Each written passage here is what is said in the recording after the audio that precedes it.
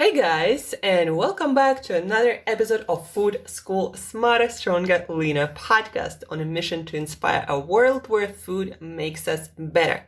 Today, guys, we are talking once again about a plate rule. This is one of the useful, most practical tools of a nutritionist or anyone who is interested in healthy eating, in maximizing nutrition and minimizing empty calories, in developing healthy eating habits for life that will help you to maintain optimal health and weight. It will help you to, as I've said, maximize nutrition, minimize empty calories, and to maintain fullness, maintain ideal body weight, and just think less about food and think more about life. Once you got your nutrition figured out, there are so many other things that you can start thinking about and where you can reinvest that new energy and health that you will be getting from all the healthy eating that you will learn how to do. So plate rule, what is it? Plate rule. It's a kind of schematic representation of what every meal, from the best practices that we have, from the best evidence that we have, what every meal should look like when it comes to different food groups.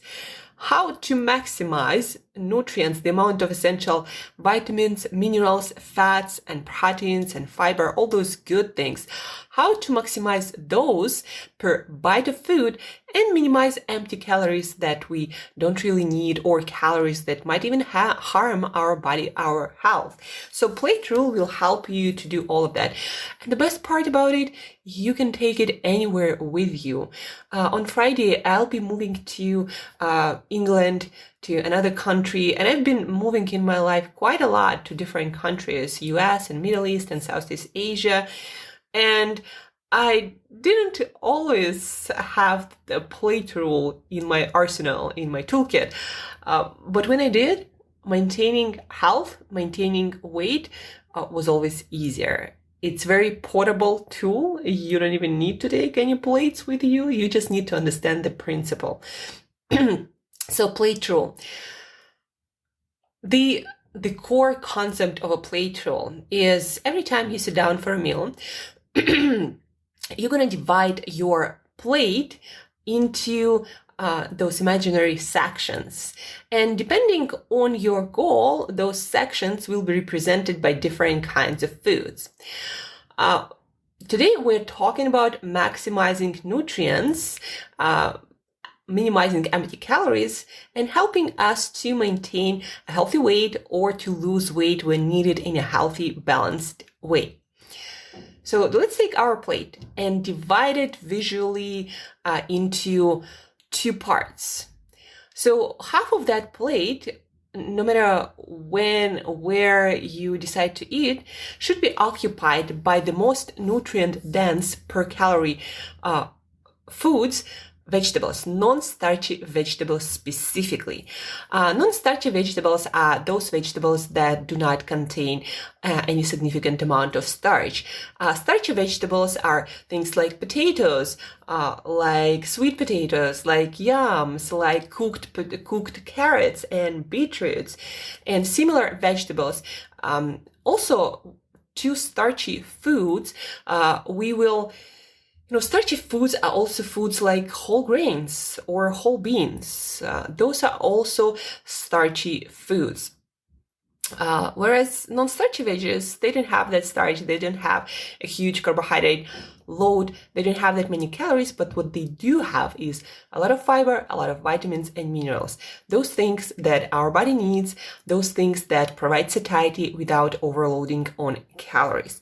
So half, or even better, if you really want to lose some weight, even better, 3/4 of your plate should be occupied by non-starchy vegetables, green and colorful, raw and cooked. So sometimes it might be salad, sometimes it might be cooked vegetables, sauteed, or in a stew, or made, prepare it in some other way. So half of our plate, half or 3/4, even better for lean body mass, should be occupied by non-starchy vegetables. Now, some of my clients, some people I talk to, they ask me, so what about breakfast? Like, I usually have cereal for breakfast, or like yogurt with a banana or something like that. Well, in this case, you gotta rethink your breakfast. There is no reason why one should have some cereal or oatmeal. It's highly nutritionally unbalanced meal. A lot of carbohydrates, not enough healthy fats usually, unless you add some, not enough protein for sure. And that does not provide satiety. That makes your blood sugar spike and you're hungry really soon, because one of the most important nutrients, protein, is not even there. And yeah, it also does not promote satiety because you get all this abundance of calories. But when it comes to nutrients, for example, oatmeal or yogurt, not the most nutritious foods compared to vegetables, right? So there is no reason why one should have oatmeal or yogurt for breakfast. Those are not breakfast foods. Like in our culture, they might be considered breakfast foods, but there is no reason why you can't have your lunch foods or dinner food for breakfast. And this plate rule we are discussing, it's the best one suited for our nutrient needs and our digestive system, our metabolism. So what I'm talking about, it doesn't just apply to lunch, but also to breakfast and to dinner and to any meal you're gonna have. So half or 3/4 of your plate are non-starchy vegetables. For breakfast, you might have, 3-egg omelette with a lot of spinach, a lot of broccoli, a lot of mushrooms, or whatever non-starchy vegetables you want to add. Maybe onions, maybe bell peppers, or you might have a big salad and your 3 eggs. Or you might skip breakfast and have all of that for lunch. So 3/4 or half of your plate, non-starchy vegetables prepared in the way you want them. And then 1/4 or a little bit more than that, depending what you're eating, depending how big you are, how active you are, how many meals a day you have. So 1/4 or a little bit more of that should be represented by protein-rich foods. And by protein-rich foods, I mean animal foods, because animal protein is superior to plant protein in many ways. Like there is no way that plant-based protein ever going to be as efficient and as complete as animal-based protein. And in order to get 20-30 grams of protein in that 1/4 of your plate, the only thing that can accomplish that is animal protein. But again, when it comes to amino acid profile, not just the grams of protein on paper, but specific amino acids, animal protein is much richer, is much more complete.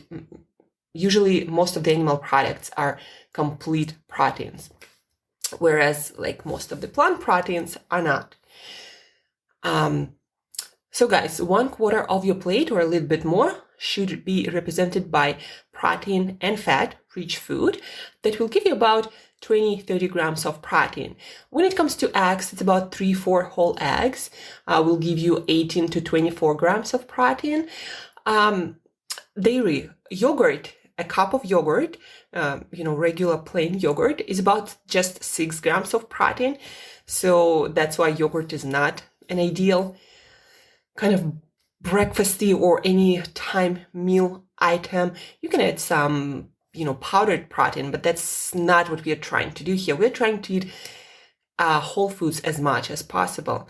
So yogurt might be like, a complement to your meal, but to make it a whole protein part of your meal, I personally do not recommend it for many reasons. Satiety is one of them. And guys, if you aren't eating enough protein for your needs, it's going to be impossible for your body to maintain certain percentage of lean body mass. That's why protein is important. Plus, protein is needed not just for muscles, it's needed almost for anything our body does. Proteins can be made into antibodies for our immune system. They can be made into different enzymes, helping different reactions to happen in our body, any reactions. So amino acids, proteins, they are not just for muscles, they are for everything. That's why it's essential to have them for every meal you have. So 1/4 of your plate, back to our protein, is protein and fat-rich foods. So something like whole eggs, something like fish, fatty fish is even better, something like organ meats like liver, something like your regular meat, chicken, turkey, all of that goes into that part. And usually it would contain protein and fat, and it's a good combination. So you get some essential fat and you get some protein.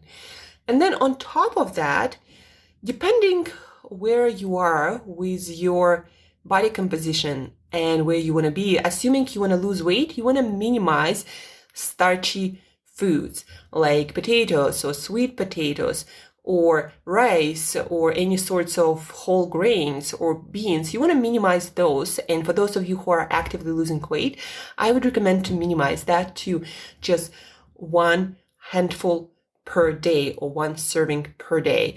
So like one full handful, maybe like a biggish potato, maybe some pumpkin. It's also a starchy vegetable. When cooked, maybe a handful of cooked rice or buckwheat or quinoa or some beans that you like. So I recommend once a day for the weight loss stage, and preferably first part of the day when you're the most active. And then on top of that, for your whole day, with your meals, I recommend to take no more. Sometimes you can take less, of course, depending again where you are with the amount of other foods, how fatty your protein is. But I do recommend to add some preferably whole foods fats, like half an avocado or a handful of nuts and seeds. Or, if you decide to add cooking oils, then a tablespoon of olive or coconut oil. So maybe each meal should have a portion of that. That is preferable to starchy foods, because starchy foods seem to be more pro weight gain, not weight loss. Even though I can't really say that, if your calories are where they need to be, you're not going to be gaining weight from carbohydrates anytime soon. So don't be afraid of carbohydrates and just see what works better for you. Some people actually do better on a more low-fat diet. So experiment with that. Maybe 1 week you add additional serving of starchy foods and eliminate 1 serving of fatty foods. And then the other week, you will do the opposite. You add more fatty foods and eliminate starchy foods, and see how it does for your body weight and for your hunger levels, how well you do with these different combinations of foods. When it comes to additional fatty foods, I would not recommend to go beyond 4 servings of those foods with your meal. So 1 serving is 1 tablespoon of some cooking oil, or half an avocado. If it's smaller avocado, if it's big, then maybe closer to a quarter. If it's dark chocolate without sugar, it's about an ounce or 30 grams. If it's nuts and seeds, then 1 handful, not like super huge handful that can barely fit in your hand without falling out, but like, normal handful, no more than 3-4 servings per day. And then you measure that.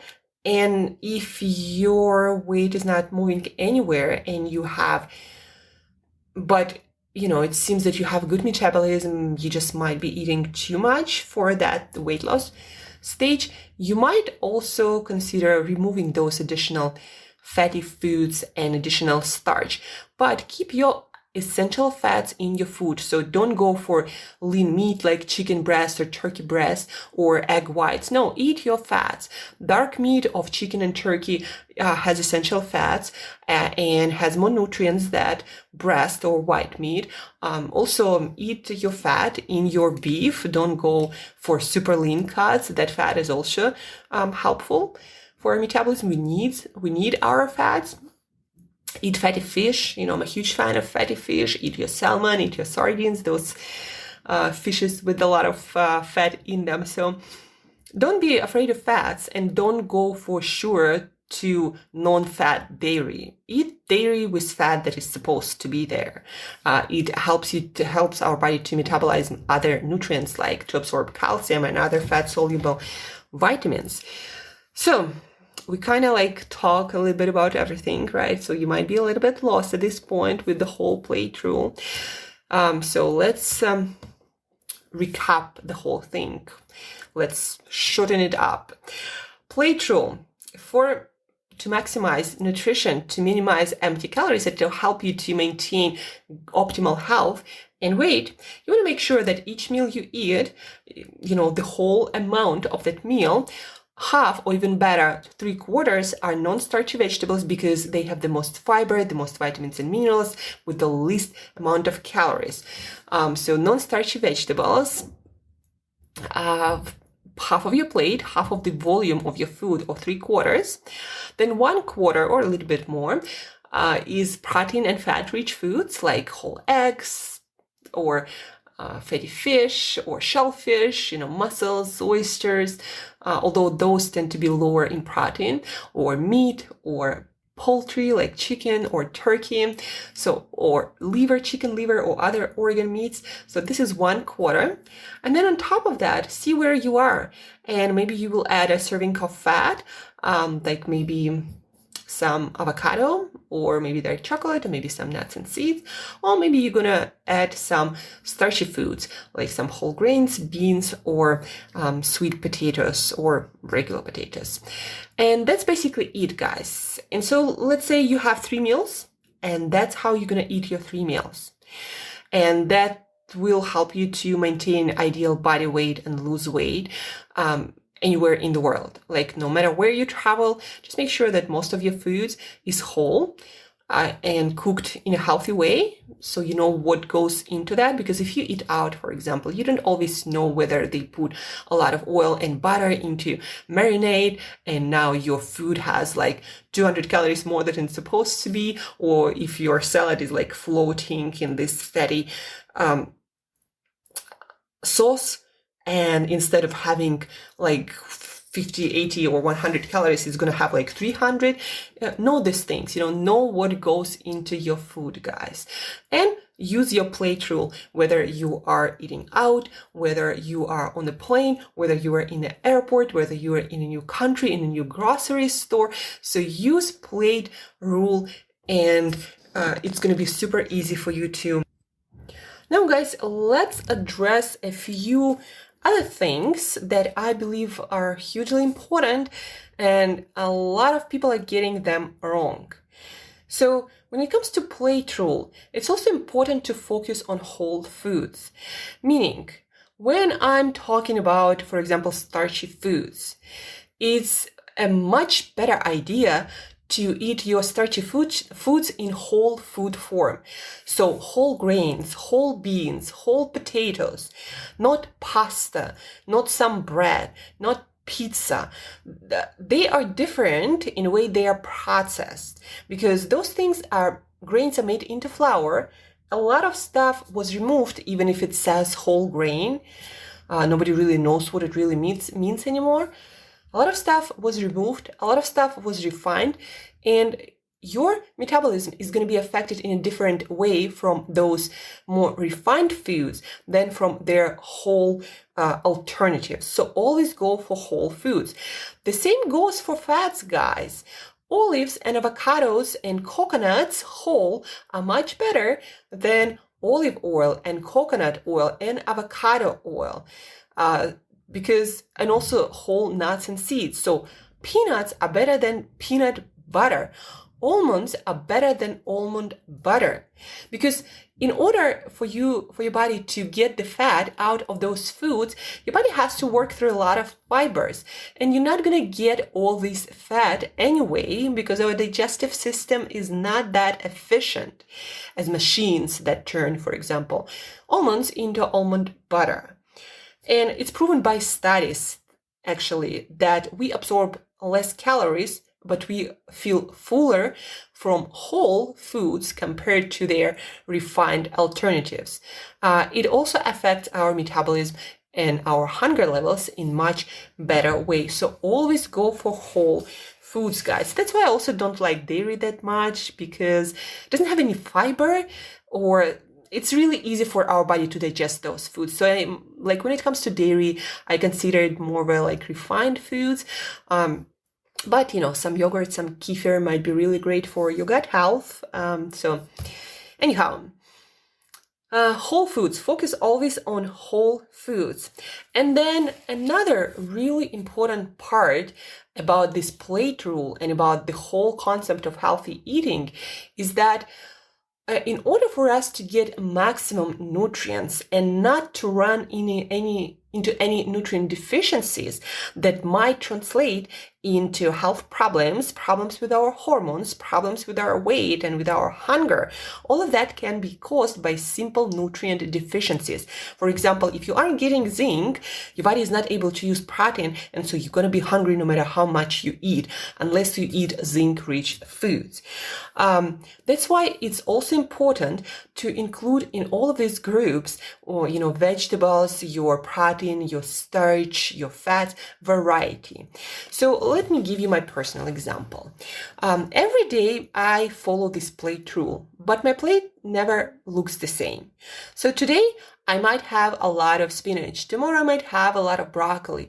The next day I might have a lot of Brussels sprouts. The next day I might have a lot of Swiss chard. The next day I might have a lot of bok choy. I try to incorporate as much variety as possible on a daily basis. But it's not just about vegetables. It's also about proteins. Like one day I'm having liver, the next day I'm having mussels, the day after I'm having oysters and fatty fish, the day after I might have some meat, the day after I might have some chicken and different cuts of meat or fish or shellfish. You get the idea. So there is variety everywhere. Even in my eggs. Someday I might have chicken eggs, the other day duck eggs, then turkey eggs, then quail eggs, variety everywhere.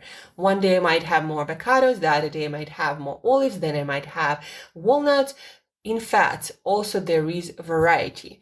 It's very important because with more variety, we introduce more different nutrients in our diet, and we are much less likely to run into any deficiencies. So eating the same food over and over and over again, it's not a great idea.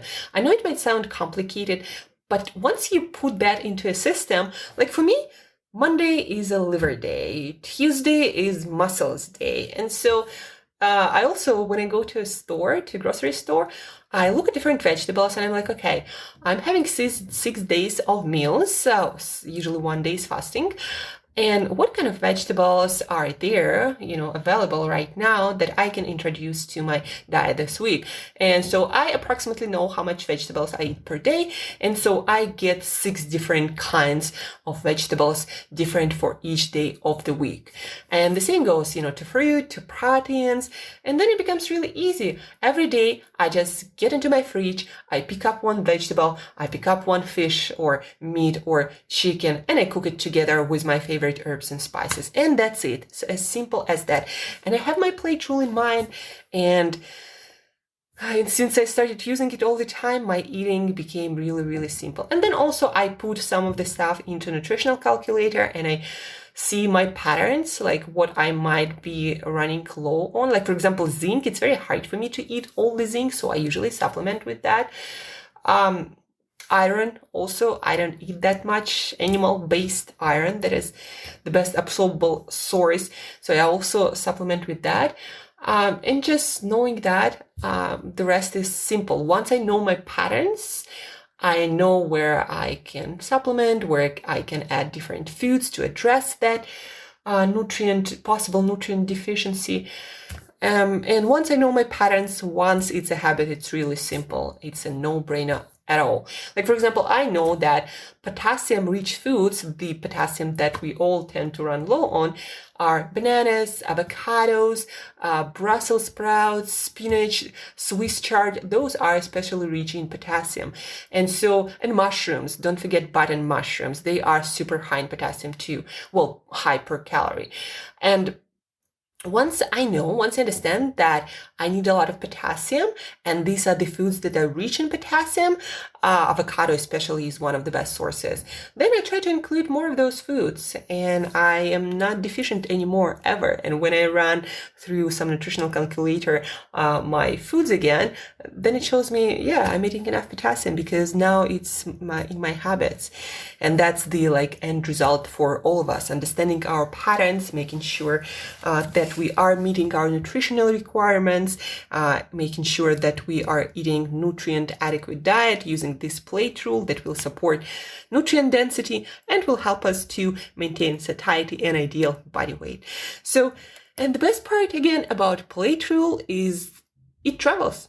you can take it anywhere in the world and still eat a lot of vegetables, eat protein-rich foods, manage your starchy foods and your additional fatty foods, and you're good to go, guys. No need to obsessively count anything or really worry about anything. If we all did that, we'd be in such better shape as a society health-wise.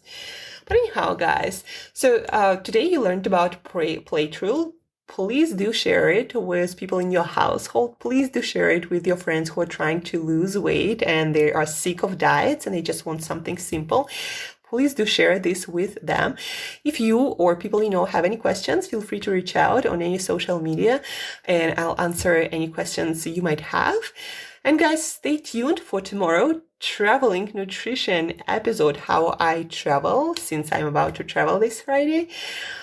And guys, till next time, as usual, eat better daily.